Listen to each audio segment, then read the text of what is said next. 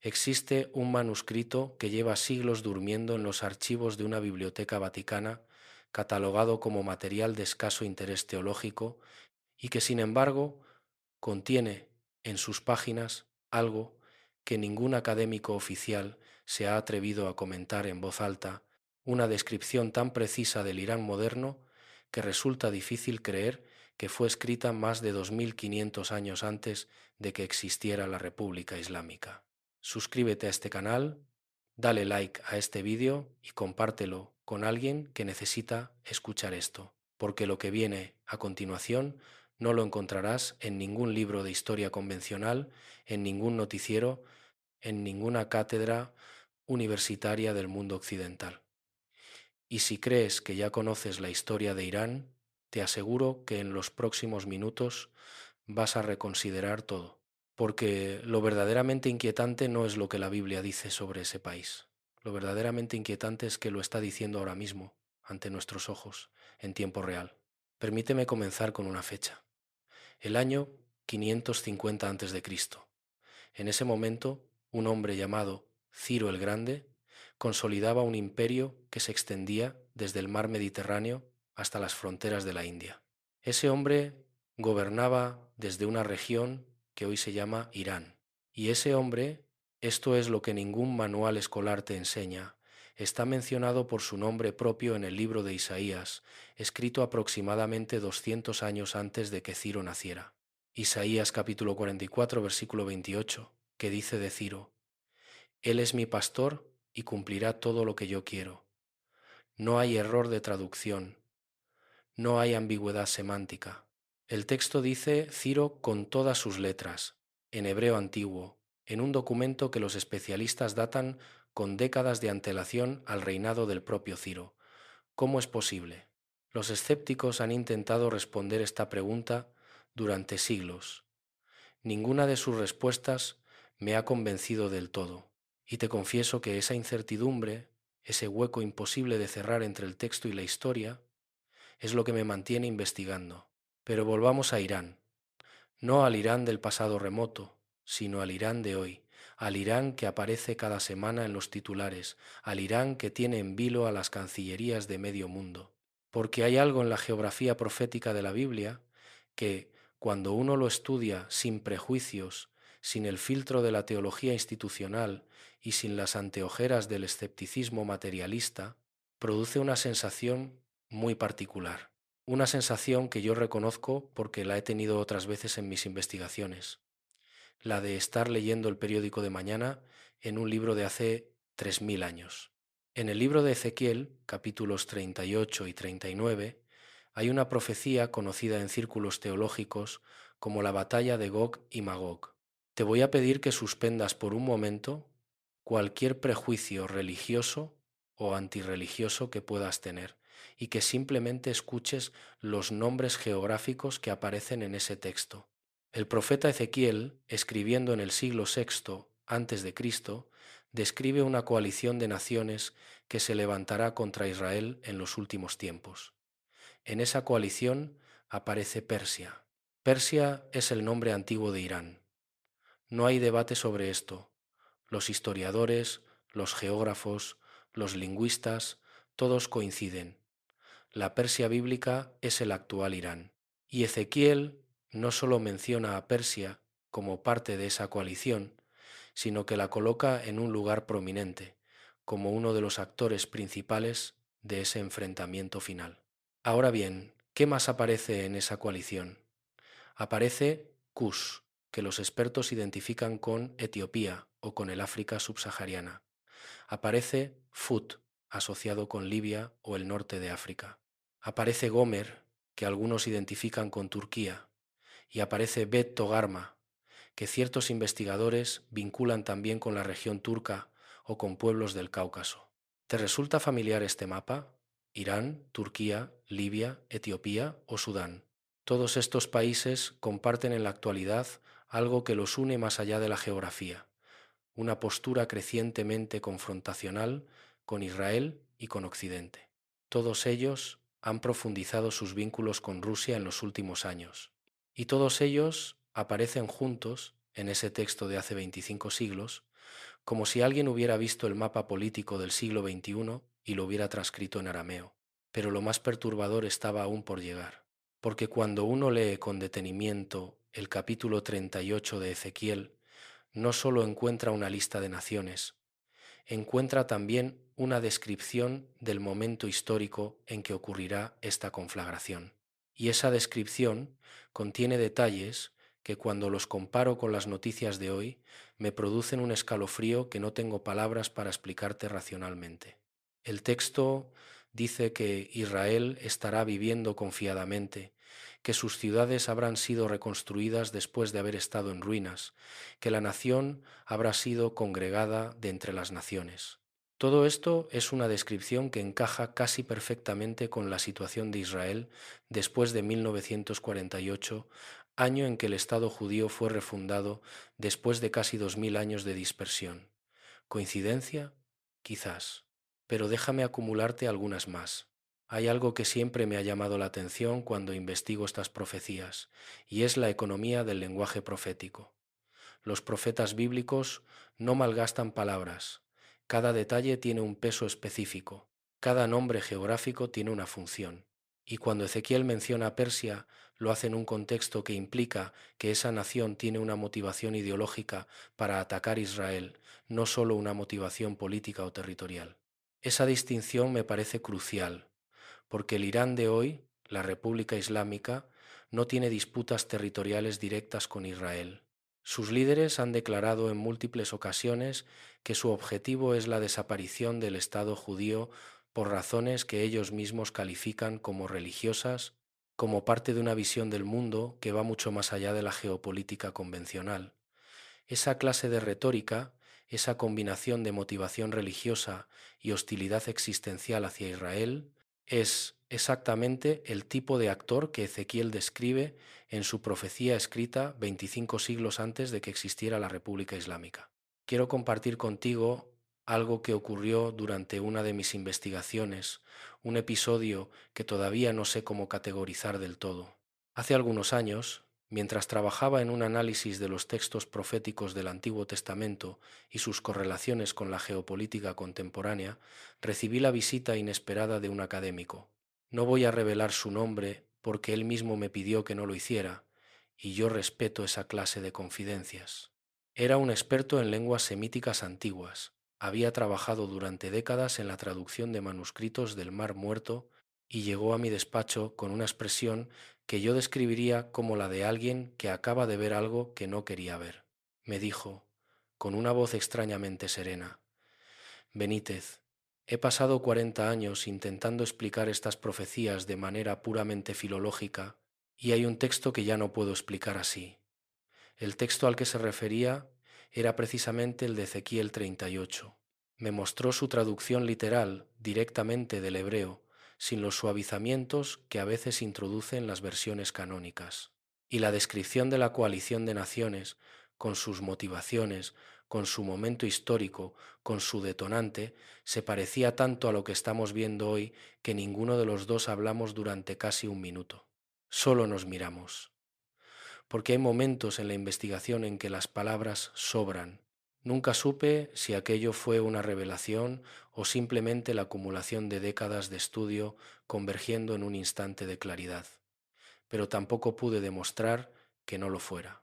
Avancemos ahora hacia otro texto profético que tiene una conexión directa con el Irán moderno y que te garantizo que muy pocos han leído en su contexto completo. Me refiero al libro de Daniel, específicamente al capítulo 8. En ese capítulo, Daniel describe una visión que tuvo junto al río Ulai, en una región que él identifica como Elam, Susa. Elam y Susa son topónimos que corresponden al sudoeste del actual Irán. No es una interpretación mía, es geografía histórica elemental. En esa visión, Daniel ve un carnero con dos cuernos, uno más alto que el otro. El carnero embiste hacia el oeste, hacia el norte y hacia el sur, y nadie puede resistirlo. Luego aparece un macho cabrío que viene del oeste a una velocidad imposible, sin tocar el suelo, y derrota al carnero. El propio texto bíblico ofrece la interpretación. El carnero representa los reinos de Media y Persia, es decir, el imperio persa. El macho cabrío representa Grecia. Esta visión describe la conquista de Alejandro Magno sobre el imperio persa, que ocurrió aproximadamente 200 años después de que Daniel la escribiera. ¿Y qué tiene que ver esto con el Irán de hoy? Todo, porque el texto de Daniel no termina con la derrota del carnero. El relato continúa y los capítulos posteriores de Daniel entran en una dimensión temporal que ya no es histórica, sino escatológica, es decir, relacionada con el fin de los tiempos. Y en esa dimensión escatológica, Persia, el actual Irán, vuelve a aparecer no como una nación vencida y olvidada, sino como un actor relevante en el escenario final de la historia. Como si el texto bíblico quisiera decirnos que la historia de Persia, la historia de Irán, no ha terminado, que hay un capítulo pendiente. Déjame que te hable ahora de algo que los comentaristas bíblicos tradicionales tienden a pasar por alto, quizás porque incomoda demasiado. En el libro de Isaías, capítulo 21, hay una profecía dirigida específicamente a Elam y a Media, que son regiones del actual Irán. El texto describe una situación de angustia, de colapso, de visiones aterradoras que el profeta recibe y que no puede ignorar. Y luego hay una frase que en su contexto resulta perturbadora. Subid, oh caballos y furiosos carros, que los príncipes se levanten. En el lenguaje de la profecía bíblica, los carros son con frecuencia una metáfora del poder militar, y que los príncipes se levanten implica una movilización de líderes. Movilización, confrontación, un escenario de conflicto que emana de esa región geográfica concreta. ¿Estoy sobreinterpretando? Quizás, pero la acumulación de referencias proféticas a esa misma región, todas convergentes en un escenario similar, comienza a dibujar un patrón que cuesta ignorar. Pero lo más perturbador estaba aún por llegar, porque hay un texto que hasta hace relativamente poco no había recibido la atención que merece y que en los últimos años ha comenzado a ser estudiado con creciente urgencia por investigadores de tradiciones muy distintas, desde eruditos judíos ortodoxos hasta exégetas evangelicales, pasando por analistas geopolíticos que no se consideran creyentes en absoluto. Me refiero al libro de Jeremías, capítulos 49, versículos 34 al 39. Este fragmento es conocido técnicamente como el oráculo contra Elam y es uno de los textos más específicos y más desconcertantes de toda la profecía bíblica cuando uno lo lee con los ojos de quien conoce la situación de Irán hoy. El texto de Jeremías dice, en traducción directa, He aquí que yo quiebro el arco de Elam, el principal apoyo de su fortaleza.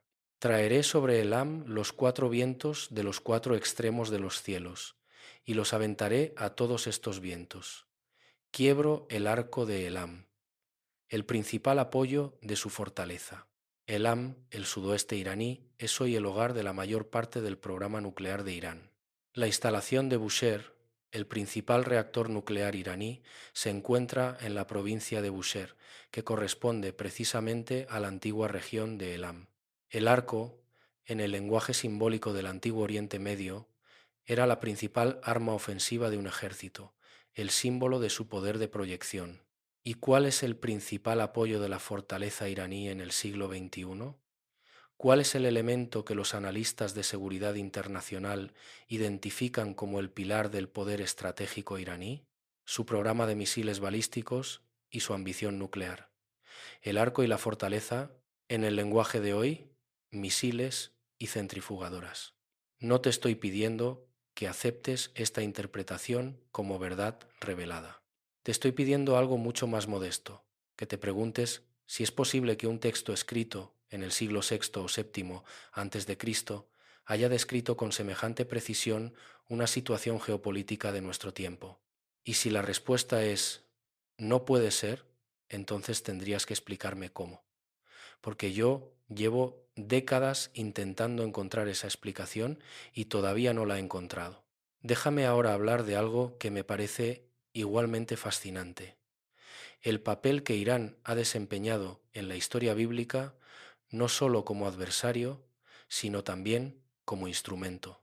Porque hay algo que los lectores superficiales de la Biblia pasan por alto, y es que Persia, el antiguo Irán, tiene en la narrativa bíblica un papel extraordinariamente ambivalente. Por un lado, Ciro el Grande, el rey persa que ya mencioné, es el único monarca extranjero en toda la Biblia al que Dios llama explícitamente mi ungido, su Mesías, en el texto hebreo. Es el rey que decretó el regreso de los judíos cautivos en Babilonia a su tierra, que financió la reconstrucción del Templo de Jerusalén, que trató a los pueblos conquistados con una tolerancia inusual para su época. Los judíos le llamaron el libertador. La Biblia le llamó el elegido. Y era persa, era iraní. Por otro lado, la misma tradición profética que elogia a Ciro anuncia que en el escenario final de la historia, una coalición que incluye a Persia, al Irán, adoptará una postura radicalmente distinta, como si la historia de esta nación fuera una parábola de la dualidad humana, la capacidad simultánea para la grandeza y la destrucción, para la generosidad y la violencia, para la apertura y el fanatismo. Hay algo profundamente humano en esa ambivalencia. Y hay algo que me hace pensar que la historia de Irán no está terminada, que esta nación tiene todavía un papel que jugar en el drama mayor de la historia humana. ¿Tú qué crees? ¿Has pensado alguna vez en estas correspondencias entre los textos antiguos y los titulares de hoy? Déjame tu reflexión en los comentarios. Puede que tu perspectiva añada algo que yo no he visto. Quiero ahora abordar un aspecto de esta historia que conecta con algo que me ha perseguido durante años en mis investigaciones, y es la cuestión de las señales.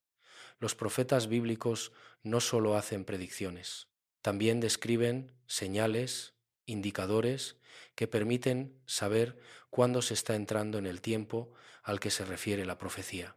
Y cuando uno estudia las señales asociadas con el papel escatológico de Irán, encuentra algo que resulta difícil de ignorar.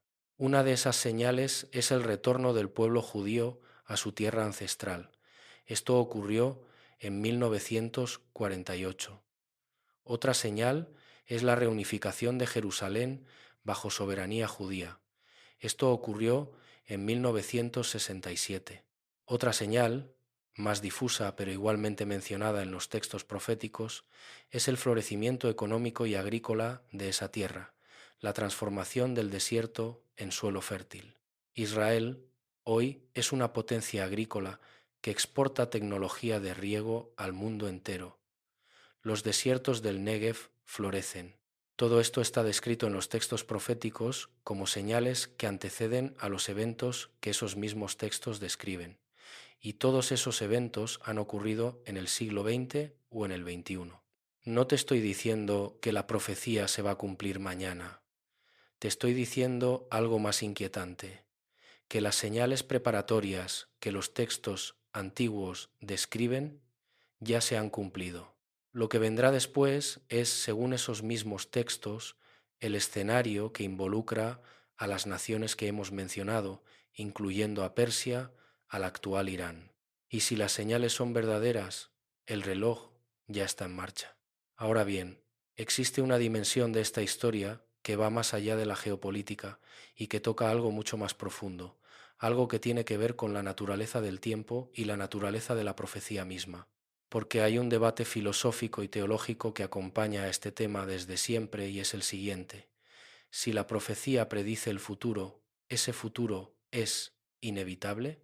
¿O la profecía es una advertencia, un esto es lo que pasará si la humanidad sigue este camino, pero puede ser evitado? Este debate no es trivial, tiene consecuencias enormes para la manera en que uno lee estos textos.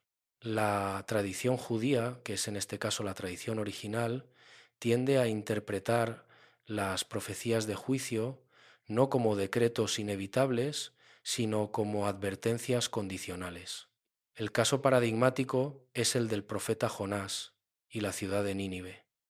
Jonás anuncia la destrucción de Nínive en 40 días. Nínive se arrepiente.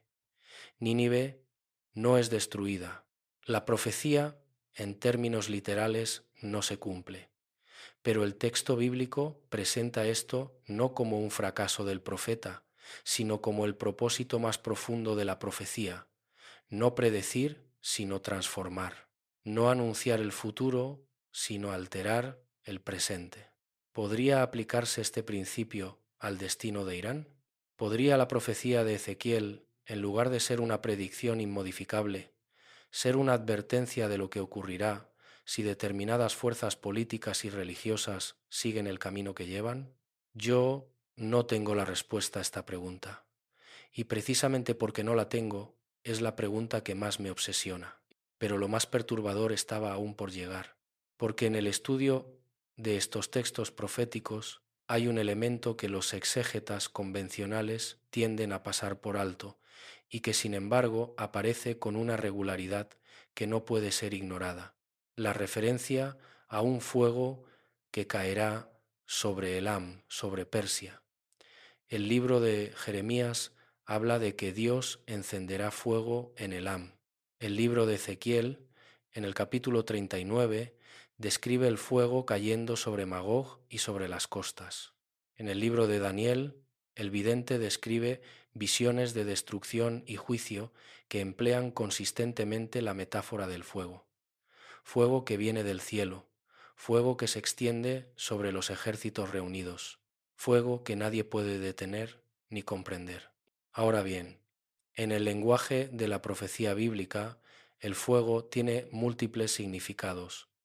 Puede ser fuego literal, puede ser metáfora de juicio divino, puede ser símbolo de purificación, y puede ser, y aquí es donde uno se detiene y respira hondo, una descripción de algo que el profeta vio en visión y describió con el único lenguaje que tenía a su disposición, el lenguaje del siglo VI antes de Cristo.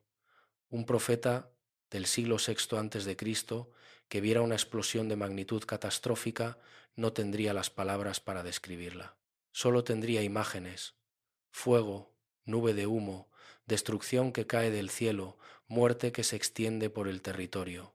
No estoy afirmando que las profecías bíblicas describan un conflicto nuclear. Eso sería ir demasiado lejos. Pero tampoco estoy en condiciones de descartar que las imágenes que esos textos contienen pudieran corresponder en la visión del profeta a algo que él no podía comprender, pero que nosotros en el siglo XXI sí podríamos reconocer. Esta posibilidad, esta grieta entre lo que el profeta vio y lo que nosotros podemos imaginar, es lo que hace que estos textos sean tan incómodos de leer, tan perturbadoramente actuales.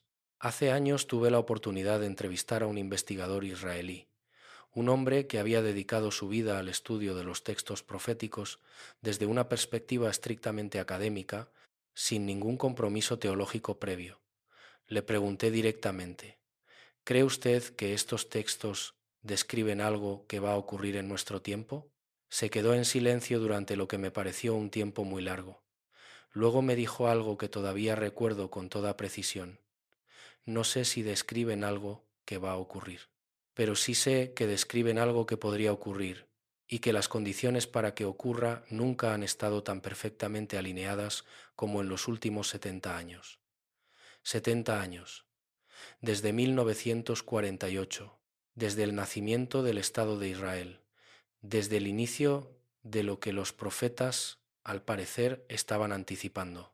Quiero ahora explorar contigo una dimensión de este tema que va más allá de los textos bíblicos y que toca algo que a mí, personalmente, me resulta igualmente fascinante: la tradición persa, la tradición iraní propia, y lo que esa tradición dice sobre el destino de su propia nación. Porque aquí también hay algo que merece atención. El zoroastrismo, la religión antigua de Persia, anterior al Islam en más de un milenio, tiene sus propias tradiciones escatológicas, sus propias visiones del fin de los tiempos. El Avesta, el texto sagrado zoroástrico, describe una batalla final entre el bien y el mal, entre Ahura Mazda, el principio de la luz, y Angra Mainyu, el principio de las tinieblas. Esta batalla, llamada el Frashokereti, culmina en una purificación universal por medio del fuego. Todo el metal de las montañas se derretirá y fluirá como un río ardiente, y los justos lo atravesarán como si fuera leche tibia, mientras que para los malvados será tormento, vida y muerte separadas por el mismo fuego. Los mismos justos y los mismos culpables que las profecías bíblicas, pero vistos desde adentro de la cultura persa. ¿Y por qué te cuento esto? Porque hay algo notable en la convergencia entre la escatología zoroástrica y la escatología bíblica en lo que se refiere al papel de Persia, de Irán, en los eventos finales. Ambas tradiciones, una desde dentro de la cultura persa y otra desde fuera, describen a esa región geográfica como el escenario de eventos cósmicos de última hora, como si la tierra que hoy llamamos Irán tuviera algo grabado en su historia más profunda, algo que trasciende las fronteras de cualquier religión particular y que apunta hacia un destino singular. No voy a pedirte que adoptes ninguna de estas cosmovisiones como propia. Solo te pido que te preguntes, como yo me lo pregunto, si hay algo en la geografía de esa región, en su historia milenaria, en su posición estratégica entre Oriente y Occidente, entre el mundo árabe y el mundo persa, entre el Mediterráneo y Asia Central, que hace que las tradiciones proféticas de culturas muy distintas converjan en señalarla como un punto focal del drama humano. Pero lo más perturbador estaba aún por llegar. Porque existe un texto que casi nadie cita cuando se habla de Irán y la profecía bíblica, y que sin embargo contiene quizás la clave más importante para entender todo lo que estamos viendo. Me refiero al libro de Apocalipsis, capítulo 16, versículos 12 al 16. En este pasaje, Juan de Patmos describe la sexta de las 7 copas de la ira. El texto dice que el río Éufrates se secará para preparar el camino de los reyes del Oriente y luego describe una concentración de poderes en un lugar llamado Armagedón para la batalla del gran día de Dios Todopoderoso. Los reyes del Oriente. En la geografía bíblica, Oriente, el Este, es la región que incluye a Persia, a los pueblos del actual Irán e Irak. Este texto del Apocalipsis ha sido interpretado de 1000 maneras diferentes a lo largo de los siglos. Yo no voy a añadir una interpretación definitiva, pero sí quiero señalar algo que resulta difícil de ignorar. El río Éufrates, cuyo secado el texto presenta como una señal, nace en Turquía, atraviesa Siria e Irak y su sistema de afluentes toca el noroeste de Irán. Y en las últimas décadas el nivel del Éufrates ha caído de manera dramática. El cambio climático, las presas turcas, la sobreexplotación de acuíferos en Irak, el Éufrates se está secando lentamente pero de manera medible. ¿Es esto la señal? No lo sé, no tengo certeza, pero sé que está ocurriendo. Y sé que el texto lo mencionó hace 2000 años. ¿Tú qué crees? ¿Piensas que estas convergencias son puramente casuales? ¿O has sentido alguna vez esa extraña sensación de que los grandes eventos de nuestra época fueron anunciados mucho antes de que ocurrieran? Déjame tu reflexión en los comentarios. Este es uno de esos temas en los que la perspectiva de cada uno enriquece la investigación de todos. Permíteme ahora dirigir tu atención hacia algo que tiene que ver no con los textos proféticos, sino con la arqueología, porque hay un elemento físico, concreto, verificable, que añade otra capa de profundidad a esta historia. En las excavaciones de Susa, la antigua capital del Imperio Persa, arqueólogos del siglo XIX y principios del XX encontraron algo que hoy se puede ver en el Museo del Louvre: la estela de Darío el Grande, el rey persa que gobernó entre los siglos VI y V antes de Cristo. En esa estela, Darío describe su genealogía, sus conquistas, las leyes de su imperio, y hay en ese texto una referencia que cualquier estudioso de la Biblia reconoce de inmediato: la descripción del sistema legal persa como un sistema justo inapelable, inmutable, la ley de los medos y los persas, que no puede ser alterada. Esta frase aparece en el libro de Daniel, específicamente en los capítulos que narran la historia de Daniel en el foso de los leones, ocurrida precisamente en la corte persa. El texto bíblico y la arqueología se confirman mutuamente con una precisión que resulta asombrosa. Lo que quiero que retengas de esto es sencillo. La Biblia describe la cultura persa con una exactitud histórica que los arqueólogos han verificado en múltiples puntos. Eso no prueba que las profecías futuras de esa misma Biblia vayan a cumplirse, pero sí significa que el texto tiene una base de precisión histórica verificable que obliga a tomarlo en serio como fuente de información, no solo como texto religioso, sino como documento histórico de primera categoría. Y si el documento histórico es preciso en lo que podemos verificar, la pregunta inevitable es: ¿qué hacemos con lo que no podemos verificar todavía? Quiero ahora contarte algo que muy pocos saben y que tiene que ver con la historia más reciente de Irán y con una conexión que cuando la descubrí me dejó sin palabras. Existe un vínculo entre la profecía de Jeremías sobre Elam y la situación actual de la provincia iraní de Juzestán, que corresponde al antiguo territorio elamita. Juzestán es hoy la región más conflictiva de Irán. Su población, mayoritariamente árabe, no persa, ha protagonizado durante décadas protestas que el gobierno iraní ha reprimido con una dureza que los organismos internacionales de derechos humanos han documentado con detalle.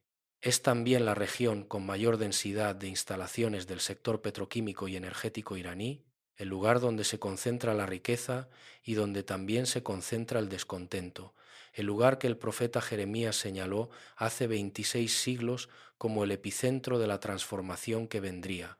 ¿Casualidad? Quizás. ¿Algo más? No lo sé, pero sé que la pregunta merece ser formulada. Todo está conectado.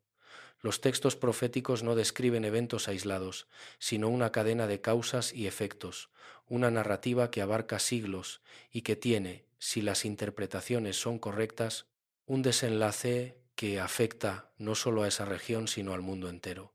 Y en esa narrativa Irán, Persia, Elam, aparece una y otra vez, desde el primer capítulo hasta el último. Hay una frase que escuché hace muchos años en boca de un rabino anciano que conocí en Jerusalén, en el barrio de Mea Shearim, el barrio ultraortodoxo donde el tiempo parece haberse detenido en algún punto del siglo XIX. Ese rabino, con su largo abrigo negro y sus tirabuzones grises, me dijo algo que nunca he podido olvidar. La historia es el comentario de Dios al texto bíblico. No sé si eso es teológicamente correcto. No soy teólogo, pero como periodista, como investigador de fenómenos inexplicables, como alguien que ha pasado décadas buscando los puntos donde la realidad se quiebra y deja ver algo más allá de sí misma, esa frase me parece una de las más profundas que he escuchado: la historia como comentario, los eventos del mundo como exégesis viva de los textos antiguos. Y si eso es cierto, si la historia realmente comenta el texto, entonces los titulares de hoy sobre Irán, sobre sus misiles, sobre su programa nuclear, sobre sus alianzas con Rusia y China, sobre sus proxies en el Líbano y en Gaza, sobre sus amenazas y sus contraamenazas, son todos ellos partes de ese comentario, glosas vivientes de un texto que lleva esperando 25 siglos que alguien termine de leerlo. Permíteme ahora detenerme en algo que raramente se discute cuando se habla de Irán en el contexto profético y que tiene que ver con la identidad interna de ese país, porque Irán no es un monolito. Irán es una nación de 70 millones de personas que conviven con tensiones internas extraordinariamente profundas. El pueblo iraní, en sus distintas capas culturales y generacionales, no es idéntico al régimen de los ayatolás. Los jóvenes iraníes que en los últimos años han salido a las calles a protestar, que han cantado lemas contra la teocracia, que han pagado con prisión y a veces con su vida el precio de exigir libertad, esos jóvenes son herederos de la misma civilización que produjo a Ciro el Grande, que produjo a los poetas Hafez y Rumi, que produjo matemáticos y astrónomos cuya obra iluminó la Edad Media europea. Cuando los profetas bíblicos hablan del destino de Elam, del destino de Persia, no están hablando de un pueblo homogéneo que marcha unido hacia el precipicio. Están hablando de una nación compleja, en tensión interna, en la que distintas fuerzas jalan en direcciones opuestas. Y hay en ese mismo capítulo 49 de Jeremías, en ese oráculo contra Elam que tanto me ha ocupado, una nota final que casi ningún comentarista cita. Pero en los últimos tiempos haré volver a los cautivos de Elam, dice el Señor. La restauración. Después de la tormenta, la restauración, como si el destino de Irán no fuera un punto final, sino una curva, una transformación dolorosa, pero no definitiva. ¿Y si eso también es profético? ¿Y si lo que estamos viendo hoy, esa tensión interna del pueblo iraní entre sus gobernantes y su propia necesidad de libertad, es parte del proceso que los textos antiguos describen? ¿Y si la resistencia de los jóvenes iraníes, de las mujeres iraníes que quemaron sus velos en las calles de Teherán, es también parte del texto que se está escribiendo en tiempo real? Pero lo más perturbador estaba aún por llegar, porque hay algo que los profetas bíblicos añaden a su descripción del escenario final que involucra a Persia, algo que suele pasarse por alto en los análisis geopolíticos, pero que yo, personalmente, encuentro la parte más inquietante de todo, y es esto: los profetas no solo describen el enfrentamiento, también describen su resultado. Y el resultado que describen no es el de una guerra convencional que termina con un ganador y un perdedor, es el de una intervención que trasciende lo humano, un evento que, según los textos, solo puede explicarse como una irrupción de algo que va más allá de la dinámica política y militar ordinaria. Ezequiel capítulo 38, versículo 19. En mi celo y en el fuego de mi ira he hablado, que en aquel tiempo habrá gran temblor sobre la tierra de Israel. Y luego, y la lluvia torrencial, y las piedras de granizo, fuego y azufre, haré llover sobre él, y sobre sus tropas, y sobre los muchos pueblos que estarán con él. Lluvia torrencial, piedras de granizo, fuego y azufre. El lenguaje de la intervención divina directa. El lenguaje del evento que no puede ser explicado en términos humanos. El lenguaje de algo que el profeta vio y que nosotros, en nuestra racionalidad del siglo XXI, nos resistimos a contemplar. No estoy diciéndote que esto va a ocurrir así, literalmente, con lluvia de granizo y azufre, ni estoy diciéndote lo contrario. Lo que sí te digo es que el texto lo dice, y que si hay algo que he aprendido en 40 años de investigar fenómenos que desafían la explicación convencional, es que antes de descartar una descripción como metáfora o como fantasía, conviene tomarse el tiempo de preguntarse si hay algo en ella que podría ser literal y que nosotros no estamos viendo porque no queremos verlo o porque aún no tenemos los instrumentos para verlo. Permíteme contarte algo más. Durante una investigación que llevé a cabo sobre las apariciones marianas y sus mensajes proféticos, encontré algo que me llamó poderosamente la atención. En varios de los mensajes atribuidos a estas apariciones, que han sido investigados con metodología periodística rigurosa y que presentan elementos que no encuentran explicación en el fraude o en la alucinación colectiva, hay referencias a conflictos futuros que involucran a naciones de Oriente Medio. Sin nombrar específicamente a Irán, estos mensajes describen un tiempo de tribulación que tendrá como epicentro esa región del mundo y que sólo será contenido por una conversión espiritual masiva y por una intervención que los mensajes describen como sobrenatural. No voy a entrar en los detalles de esos mensajes porque requeriría otro video completo, pero quiero que sepas que existe, más allá de los textos bíblicos, toda una tradición de mensajes proféticos posteriores que apuntan en la misma dirección, hacia ese rincón del mundo, hacia ese tiempo que podría ser el nuestro. Y si todo esto está conectado, y si los textos bíblicos, las tradiciones zoroástricas, los mensajes de las apariciones marianas y ciertas tradiciones de comunidades indígenas que describen el tiempo del gran cambio, están todos apuntando hacia el mismo fenómeno visto desde distintos ángulos como ciegos describiendo un elefante. Cada tradición ve una parte distinta, pero cuando uno pone todas las partes juntas, empieza a percibir la silueta de algo enorme. Yo no tengo la certeza de que estamos viviendo el cumplimiento de estas profecías. Tengo algo más incómodo que la certeza. Tengo la sospecha.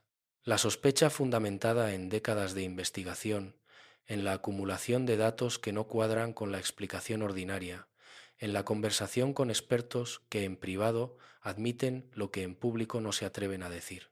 La sospecha de que estamos viviendo en un tiempo excepcional, de que los eventos que estamos presenciando no son eventos ordinarios, de que hay una lógica en lo que está ocurriendo que va más allá de la geopolítica y de la economía y del choque de civilizaciones, una lógica que los antiguos conocían mejor que nosotros y que nosotros estamos redescubriendo a tropiezos, mirando atrás hacia textos que creíamos superados y descubriendo que nos estaban esperando. Quizá alguien que conoces también necesita escuchar esto. Comparte este video con esa persona. Voy a terminarte contando algo que ocurrió en el año 2015 durante las negociaciones del acuerdo nuclear con Irán. En aquellas semanas, mientras el mundo seguía con atención frenética las conversaciones en Ginebra y en Viena, recibí a un visitante inesperado, un pastor evangélico de origen iraní que había abandonado su país años antes y que vivía en Europa. Era un hombre culto, sereno, con esa tranquilidad extraña que a veces tienen las personas que han pasado por el fuego y han salido del otro lado. Me dijo algo que guardo en mi memoria como una de las afirmaciones más extrañas y más cargadas de sentido que he escuchado en toda mi vida. Me dijo: Benítez, yo nací en Elam. Crecí oyendo en la mezquita los textos del Corán y cuando de adulto leí la Biblia, encontré en ella a mi pueblo.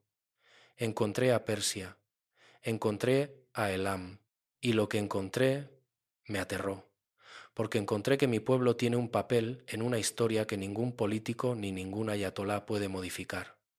Le pregunté si creía que ese papel era inevitable.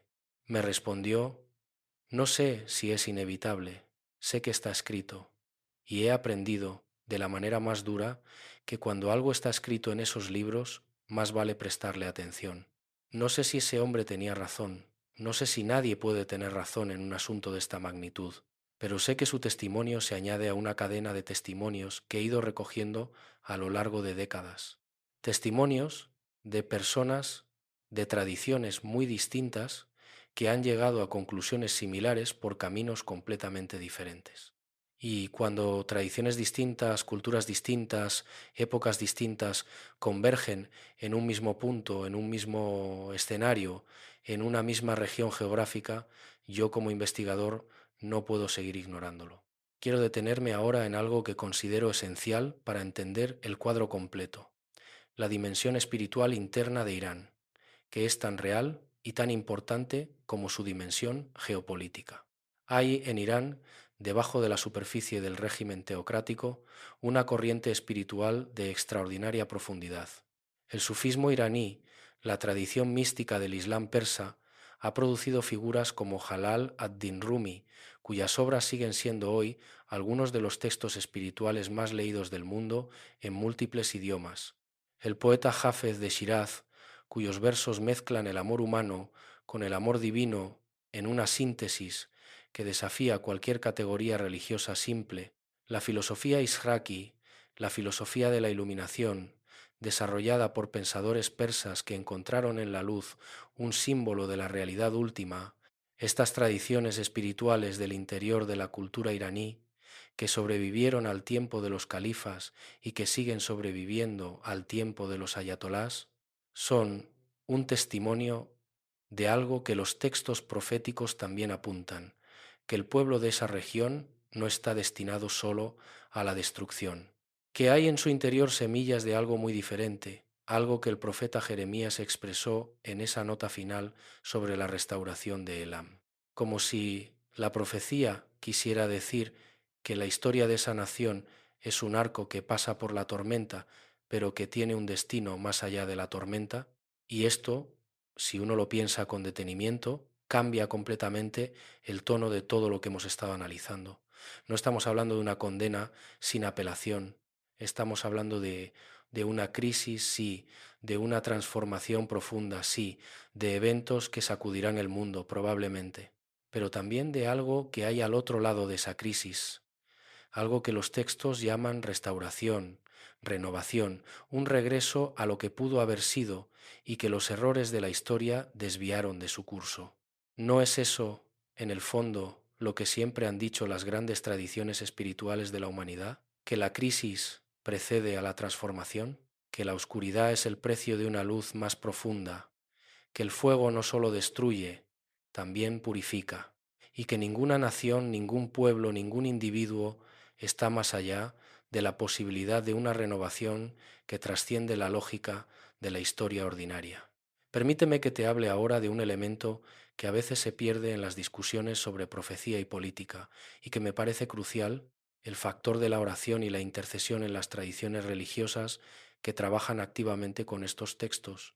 Hay comunidades en todo el mundo, comunidades judías, comunidades evangélicas, comunidades católicas, que leen estos textos proféticos no como predicciones del futuro, sino como llamados a la acción espiritual en el presente, que oran específicamente por Irán, que creen que la oración intercesora puede modificar el curso de los eventos, no porque la oración sea una fuerza mágica, sino porque conecta lo humano con algo que trasciende lo humano, y que los textos proféticos mismos presentan como la fuerza más determinante de la historia. No soy quien para juzgar si esas oraciones tienen efecto, pero sí sé que en mi larga experiencia investigando lo inexplicable he encontrado demasiados casos de eventos que cambiaron de dirección en circunstancias que la lógica ordinaria no puede explicar, para descartar completamente la posibilidad de que la dimensión espiritual incida en la dimensión histórica. Y si eso es cierto, entonces la pregunta no es sólo ¿qué dicen las profecías sobre el destino de Irán? La pregunta es también ¿qué podemos hacer nosotros con esa información? ¿Contemplamos el texto como espectadores? ¿O hay algo en nosotros que está llamado a participar en el drama que el texto describe? Somos seres de una pequeña fracción de tiempo mirando hacia atrás con instrumentos modernos y descubriendo que los antiguos vieron más lejos de lo que nosotros habíamos imaginado. Que la profecía no es un juego de palabras ambiguas diseñado para satisfacer la necesidad humana de orden y sentido. Que en algunos casos, en los casos que he estudiado con más cuidado y más honestidad intelectual, la profecía parece ser exactamente lo que dice ser, una visión del futuro transmitida a través de un individuo capaz de recibirla. ¿Cómo es posible eso? No lo sé del todo. La física cuántica ha abierto grietas en el concepto de tiempo lineal que hace 50 años hubieran parecido herejías. La hipótesis de que el tiempo no es una línea sino un campo, y que determinadas mentes o determinados estados de conciencia pueden acceder a puntos de ese campo que aún no hemos alcanzado en nuestra experiencia ordinaria, ya no es una especulación marginal. Hay físicos serios que la sostienen, hay neurológicos que estudian estados alterados de conciencia en los que el tiempo parece comportarse de manera diferente. Hay experiencias documentadas de personas que vieron eventos que aún no habían ocurrido con un nivel de detalle que no puede explicarse por la estadística. Y si todo eso es posible, si la conciencia humana tiene bajo determinadas condiciones una relación con el tiempo distinta a la ordinaria, entonces un profeta bíblico podría no ser un fraude ni un lunático. Podría ser un ser humano con acceso excepcional a algo que todos llevamos dentro, pero que casi ninguno de nosotros sabe activar. Y quizás ese acceso excepcional les permitió ver hace 25 siglos lo que nosotros estamos viendo hoy en nuestras pantallas, en nuestros noticieros, en los comunicados de prensa de los gobiernos y en los análisis de los expertos de seguridad internacional. El programa nuclear iraní, los misiles balísticos de largo alcance, las alianzas estratégicas con Rusia, los proxies armados en distintos países de la región, todo ese complejo y peligroso ecosistema geopolítico, todo eso podría ser la sombra de algo que alguien vio primero en una visión, junto al río Kebar, o en las colinas de Judea, o en la isla de Patmos, y lo escribió con la mejor precisión de que era capaz. Quiero ahora explorar contigo algo que no suele aparecer en las discusiones habituales sobre profecía bíblica e Irán, y que sin embargo me parece uno de los elementos más reveladores de todo el panorama: la cuestión del tiempo. No el tiempo histórico, sino el tiempo profético, porque en la Biblia el tiempo funciona de una manera que no coincide exactamente con la manera en que nosotros entendemos el tiempo hoy. Los profetas hebreos tenían una concepción del tiempo que los estudiosos llaman profecía de horizonte telescópico, en la que eventos separados por siglos o milenios aparecen en la visión del profeta yuxtapuestos, como si el tiempo se comprimiera y los planos del pasado, el presente y el futuro se superpusieran en una sola imagen. Esto explica por qué la misma profecía puede tener un cumplimiento parcial en el tiempo del profeta y un cumplimiento pleno siglos después. Y esto es exactamente lo que los investigadores más serios han encontrado en las profecías sobre Persia, sobre Elam, sobre las naciones que rodean a Israel. Un primer nivel de cumplimiento en el periodo bíblico, verificado históricamente, y un segundo nivel, un cumplimiento que los textos mismos sugieren que ocurrirá en los últimos tiempos, un cumplimiento que todavía está pendiente y que el contexto geopolítico actual hace más plausible que en ningún otro momento de los últimos 2000 años. Esta arquitectura temporal de la profecía bíblica es uno de los elementos que más me fascina y que más me cuesta explicar a quienes no están familiarizados con ella, porque requiere aceptar que el autor o los autores de esos textos operaban con una comprensión del tiempo fundamentalmente diferente a la nuestra, una comprensión que quizás sea más sofisticada que la nuestra, no menos. Nosotros vivimos atrapados en la flecha del tiempo, en la secuencia irreversible de causa y efecto que llamamos historia. Los profetas bíblicos parecían tener acceso, al menos en ciertos momentos, a una perspectiva desde la cual esa flecha se veía en su totalidad, desde su origen hasta su destino, como si pudieran posarse momentáneamente fuera del tiempo y ver el todo de una vez. ¿Es eso posible? Yo no lo sé. Lo que sí sé es que la precisión de las correspondencias que hemos estado analizando a lo largo de esta investigación no se explica satisfactoriamente por el azar o por la interpretación forzada. No cuando hay tantas, no cuando son tan específicas, no cuando involucran nombres geográficos y motivaciones y contextos históricos que en el momento de ser escritas simplemente no podían ser conocidos por ningún ser humano ordinario. Hay otro aspecto que quiero abordar antes de llegar al final de esta investigación y que tiene que ver con algo que raramente se menciona: el papel de Irán en la profecía, no como agresor, sino como objeto de misericordia. Porque hay en el libro del profeta Isaías, en el capítulo 42, una promesa que los teólogos suelen aplicar exclusivamente a Israel, pero que su contexto más amplio sugiere que se extiende a todas las naciones. Isaías describe al siervo de Dios que no apagará el pábilo que humea, no quebrará la caña cascada.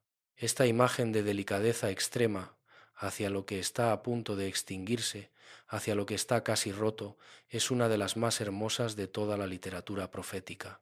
Y yo me pregunto, cuando leo los informes sobre el pueblo iraní, sobre sus generaciones jóvenes atrapadas entre un régimen que no eligieron y un mundo que las mira con desconfianza, si esa imagen de misericordia no es también parte de lo que los textos proféticos quieren comunicar sobre el destino de esa nación.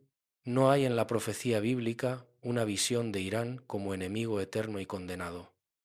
Hay una visión de Irán como nación que pasa por una crisis, que paga las consecuencias de decisiones tomadas por sus gobernantes, que sufre y que en ese sufrimiento tiene la posibilidad de encontrar algo que ningún régimen político puede dar ni quitar, una posibilidad que los textos, con toda su crudeza de juicio, siempre dejan abierta.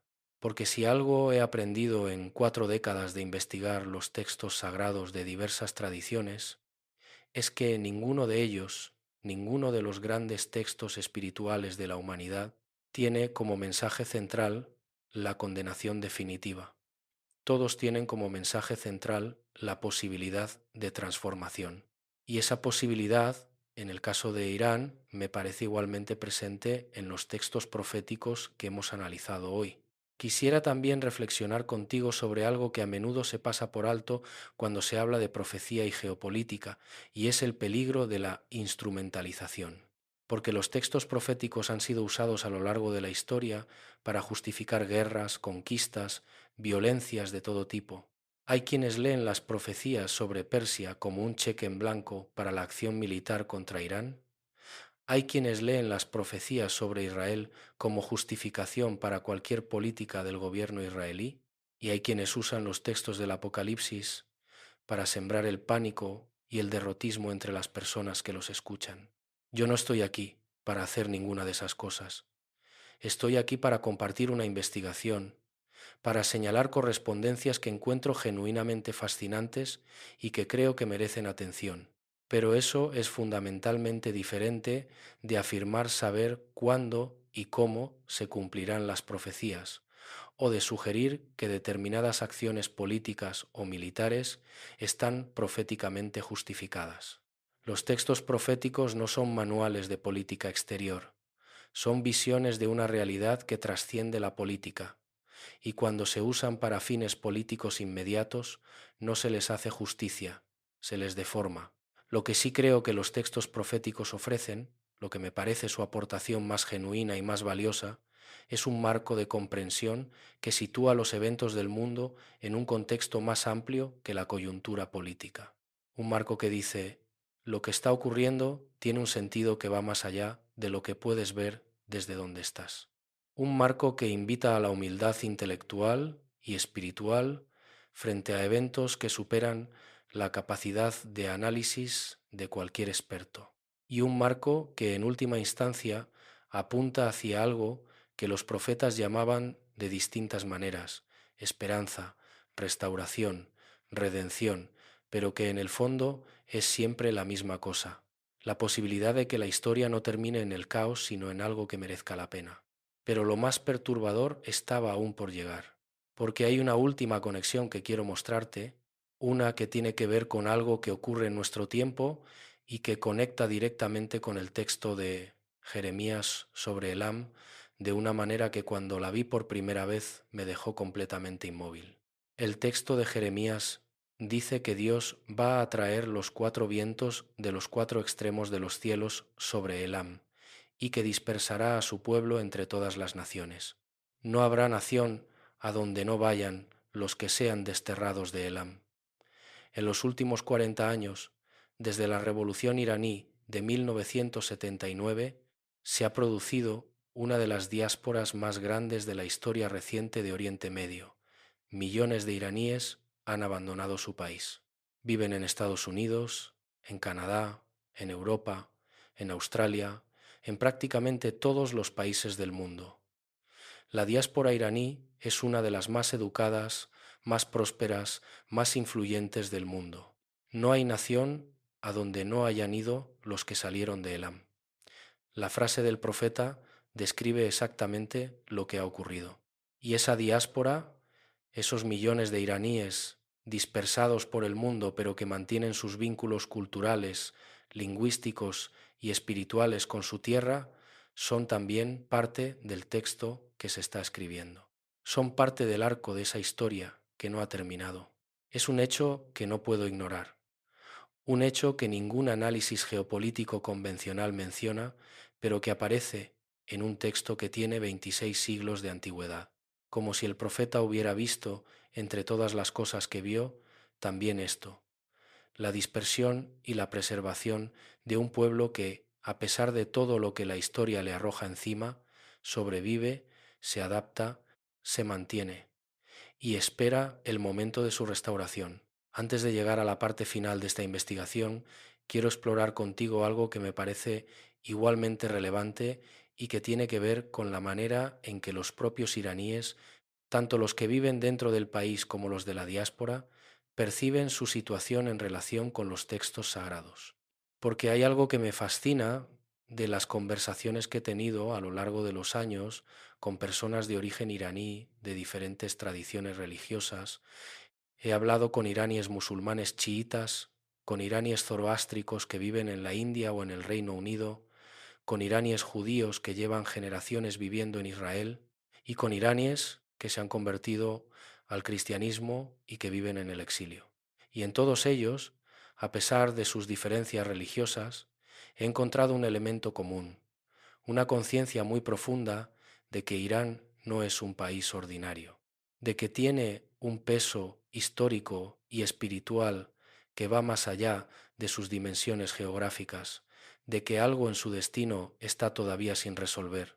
Un intelectual iraní en el exilio, con quien tuve una larga conversación en París hace algunos años, un hombre que se definía a sí mismo como no religioso, pero que conocía profundamente la tradición cultural de su país, me dijo algo que guardo como una de las reflexiones más lúcidas que he escuchado en toda mi investigación. Irán tiene una identidad que ningún gobierno ha podido destruir, ni los griegos, ni los árabes, ni los mongoles, ni los propios ayatolás. El alma persa es como uno de esos árboles que sobreviven a todos los huracanes, porque sus raíces llegan más hondo de lo que nadie puede ver. Las raíces que llegan más hondo de lo que nadie puede ver. Esa imagen se quedó conmigo, porque es exactamente la imagen que yo veo también en los textos proféticos cuando hablan de Elam, de Persia, una nación que pasa por convulsiones terribles, pero que tiene en su interior algo que sobrevive a esas convulsiones, una semilla que germina después de la tormenta. Quiero también hablarte de algo que tiene que ver con la cronología, porque una de las preguntas más frecuentes que me hacen cuando hablo de profecía bíblica es esta: ¿cuándo? ¿Cuándo ocurrirá lo que los textos describen? Y yo siempre respondo lo mismo, con honestidad: no lo sé, nadie lo sabe. Los textos proféticos dan señales pero no dan fechas. Los que han intentado poner fechas a las profecías bíblicas, y ha habido muchos a lo largo de la historia, siempre se han equivocado sin excepción. Y esa consistencia en el error debería decirnos algo importante sobre la naturaleza de la profecía. No es una agenda con fechas y horas, es una descripción de condiciones, de dinámicas, de tendencias, y cuando esas condiciones se dan, cuando esas dinámicas se activan, cuando esas tendencias convergen, algo puede ocurrir. Pero el cuándo exacto escapa a toda previsión humana. Lo que sí puedo decirte es que en mis 40 años de investigación nunca había visto las condiciones descritas por los profetas tan claramente presentes en la realidad histórica como en este momento. No en la guerra de 1967, no en la guerra del Yom Kippur de 1973, no en la revolución iraní de 1979, ahora con el programa nuclear iraní en un punto de madurez que los propios analistas del régimen no ocultan, con las alianzas entre Irán y Rusia más sólidas que en ningún otro momento de la historia reciente, con la presencia iraní en Siria, en el Líbano, en Gaza, en Yemen, dibujando exactamente el patrón de expansión que los textos describen, con el Éufrates, en niveles históricamente bajos, con la diáspora iraní dispersada literalmente por todos los rincones del mundo. No te estoy diciendo que el cumplimiento es inminente, te estoy diciendo que las piezas nunca habían estado tan perfectamente colocadas sobre el tablero, y eso, si uno lo piensa con honestidad, produce una sensación que no es exactamente miedo, es algo más complejo que el miedo. Es la sensación de estar parado en un momento bisagra, de ver desde el interior de la historia un giro que quizás sea uno de los más significativos de los últimos siglos. La sensación de que el texto que comenzó a escribirse hace miles de años está llegando a uno de sus capítulos más densos y más determinantes. La sensación, incómoda y fascinante a la vez, de que estamos siendo testigos de algo que los que vengan después de nosotros estudiarán con la misma perplejidad con que nosotros estudiamos los textos proféticos hoy. Y antes de llegar al final quiero decirte algo que me parece importante desde un punto de vista puramente humano, algo que va más allá de los textos y los análisis y las correspondencias geopolíticas. Y es esto: independientemente de si las profecías se cumplen o no, independientemente de si estamos o no en el tiempo escatológico que los textos describen. Hay algo en el estudio de estas convergencias que nos habla de una realidad que no necesita ninguna profecía para ser verdadera. Y es la realidad de que somos más pequeños de lo que creemos, de que la historia nos excede en todos los sentidos, de que los imperios que parecían eternos cayeron y los que hoy parecen invulnerables caerán también, de que nada de lo que construimos en el ámbito del poder dura para siempre, y de que en medio de esa fragilidad hay algo en el ser humano que persiste, que busca, que no se rinde a la explicación puramente material de la existencia. Los profetas bíblicos lo sabían, los poetas persas lo sabían, los sabios de todas las tradiciones espirituales de la humanidad lo sabían, y quizás lo más valioso que podemos llevarnos de esta investigación no es ninguna predicción sobre el futuro de Irán, sino este recordatorio de nuestra pequeñez y de nuestra profundidad simultáneas. Somos polvo de estrellas y somos pregunta abierta. Somos historia y somos misterio.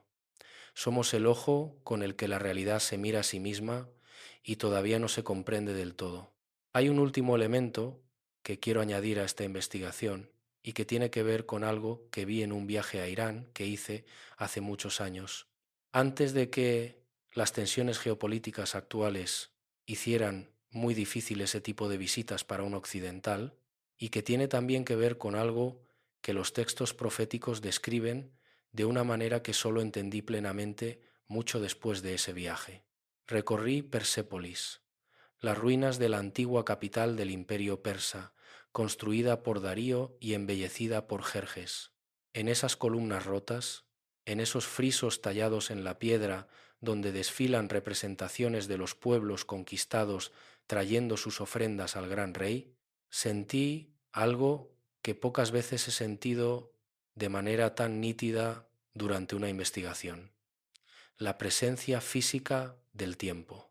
No el tiempo como abstracción filosófica, sino el tiempo como algo que se puede tocar, que se puede respirar, que envuelve cada piedra con una densidad imposible de describir en palabras. Y en esa presencia del tiempo, en esa acumulación de siglos visible en cada fisura de la piedra persa, pensé en los profetas que escribieron sobre esa misma tierra. Pensé en lo que habrán sentido ellos cuando tuvieron sus visiones. Pensé en la responsabilidad de ser el portador de una información que nadie pide recibir y que una vez recibida no puede ser ignorada. Pensé en el pueblo que construyó esas columnas y en el pueblo que hoy vive en la misma tierra, 3000 años después, con los mismos ojos oscuros y las mismas raíces profundas, navegando entre una herencia milenaria de grandeza y un presente de tensiones que el mundo observa con una mezcla de temor y de fascinación. Y pensé que quizás, en el fondo, lo que los textos proféticos describen no es sólo la historia política de una nación, es algo más universal, más humano, la historia de cómo la grandeza y la destrucción conviven en el mismo espíritu, en el mismo pueblo, en la misma tierra. La historia de cómo los imperios y los sueños se construyen y se derrumban, y de cómo algo más profundo que los imperios y los sueños sobrevive al derrumbe. La historia que está siendo contada desde el principio en muchos idiomas y desde muchas tradiciones, y cuyo último capítulo todavía no ha sido escrito. Debo añadir también una reflexión que llevo años postergando porque es la más difícil de las que he tenido que hacer en esta investigación, y es la que tiene que ver con mi propia posición frente a todo esto. Porque yo no soy un predicador, no soy un pastor, ni un rabino, ni un ayatolá. Soy un periodista, un investigador, alguien que ha consagrado su vida a buscar la verdad debajo de las capas de la versión oficial. Y como periodista, como investigador, tengo la obligación de ser transparente sobre una cosa. Cuando estudio estos textos proféticos en relación con los eventos actuales, me pasa algo que no me pasa cuando estudio otros temas. Me pasa que la distancia entre el observador y lo observado se hace más delgada.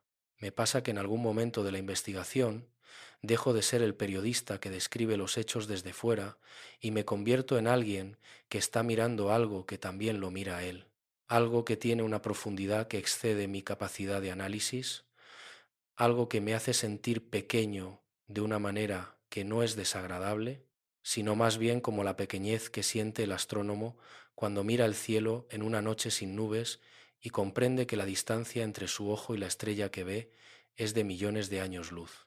Una pequeñez que es también una forma de grandeza, porque solo algo que es verdaderamente grande puede producir esa sensación de vastedad en quien lo contempla. No sé si lo que estamos viviendo es el cumplimiento de las profecías bíblicas. No sé si Irán va a desempeñar el papel que Ezequiel y Jeremías y Daniel describieron. No sé cuándo, ni cómo, ni si habrá una intervención que trascienda lo humano o si todo se resolverá dentro de los parámetros de la historia política ordinaria.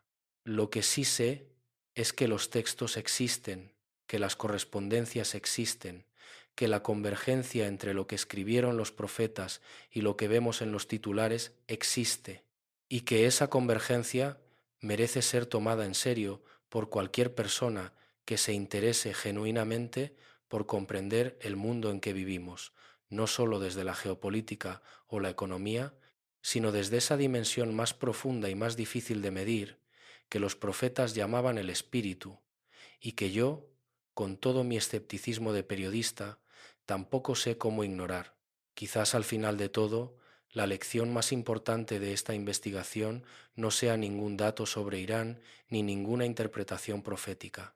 Quizás la lección más importante sea esta, que vivir en un tiempo extraordinario requiere una atención extraordinaria, que los momentos en que la historia acelera y los grandes patrones se vuelven visibles son también los momentos en que más necesitamos la claridad, la calma y la profundidad que solo viene de haber pensado en serio sobre las cosas que más importan. Que este tiempo que nos ha tocado vivir, con toda su incertidumbre y su amenaza y su belleza extraña, es también una oportunidad, la oportunidad de preguntarnos qué somos, por qué estamos aquí y qué queremos hacer con el tiempo que todavía nos queda. Una oportunidad que los profetas, si tuvieran voz hoy, quizás utilizarían no para anunciar catástrofes, sino para decirnos exactamente eso, que en el tiempo del gran cambio, la única respuesta sensata es la que viene del interior, la que nace de haber mirado con honestidad hacia adentro y hacia arriba, y haber decidido que la manera en que vivimos los días que se nos dan importa más que cualquier predicción sobre el futuro. Eso, al menos, es lo que yo he aprendido. Y eso, al menos, es lo que quiero dejarte hoy. Antes de que las tensiones geopolíticas actuales hicieran muy difícil ese tipo de visitas para un occidental, recorrí Persépolis, las ruinas de la antigua capital del Imperio persa, construida por Darío y embellecida por Jerjes. En esas columnas rotas, en esos frisos tallados en la piedra, donde desfilan representaciones de los pueblos conquistados trayendo sus ofrendas al gran rey, sentí algo que pocas veces he sentido de manera tan nítida durante una investigación: la presencia física del tiempo, no el tiempo como abstracción filosófica, sino el tiempo como algo que se puede tocar, que se puede respirar, que envuelve cada piedra con una densidad imposible de describir en palabras. Y en esa presencia del tiempo, en esa acumulación de siglos visible en cada fisura de la piedra persa, pensé en los profetas que escribieron sobre esa misma tierra. Pensé en lo que habrán sentido ellos cuando tuvieron sus visiones. Pensé en la responsabilidad de ser el portador de una información que nadie pide recibir y que una vez recibida no puede ser ignorada. Pensé en el pueblo que construyó esas columnas y en el pueblo que hoy vive en la misma tierra, 3000 años después, con los mismos ojos oscuros y las mismas raíces profundas, navegando entre una herencia milenaria de grandeza y un presente de tensiones que el mundo observa con una mezcla de temor y de fascinación. Y pensé que quizás, en el fondo, lo que los textos proféticos describen no es sólo la historia política de una nación, es algo más universal, más humano, la historia de cómo la grandeza y la destrucción conviven en el mismo espíritu, en el mismo pueblo, en la misma tierra. La historia de cómo los imperios y los sueños se construyen y se derrumban, y de cómo algo más profundo que los imperios y los sueños sobrevive al derrumbe. La historia que está siendo contada desde el principio, en muchos idiomas y desde muchas tradiciones, y cuyo último capítulo todavía no ha sido escrito. Termino con esto. Cuando yo era joven, muy joven, antes de que comenzara a investigar estos temas con la seriedad y el rigor que exigen, tenía la certeza cómoda de que la ciencia y la razón eran suficientes para explicar todo lo que importaba. Con los años, esa certeza se fue erosionando. No porque me haya vuelto irracional, sino porque he encontrado demasiados casos en que la razón llega a su límite, y más allá de ese límite hay algo que no puede ignorarse ni explicarse, algo que los antiguos llamaban de distintas maneras: visión, revelación, inspiración, algo que yo, después de 40 años de investigación, me niego a descartar simplemente porque incomoda a las categorías establecidas. El destino de Irán, tal como lo describen los textos proféticos, es un destino que implica crisis y transformación. No lo digo con satisfacción ni con hostilidad hacia el pueblo iraní, que es uno de los pueblos más antiguos y más complejos de la historia humana, una civilización que ha producido matemáticas, astronomía, poesía, filosofía, arte de una belleza que todavía deja sin aliento. Lo digo en el mismo sentido en que la tragedia griega habla de destino, no como condena, sino como un arco dramático en el que la oscuridad es el precio de una luz que viene después. Y más allá del destino de Irán, más allá de la geopolítica y las profecías y los misiles y los reactores nucleares, hay una pregunta que estos textos plantean a cada ser humano individualmente, una pregunta que no puede responderse con datos, ni con análisis, ni con teorías.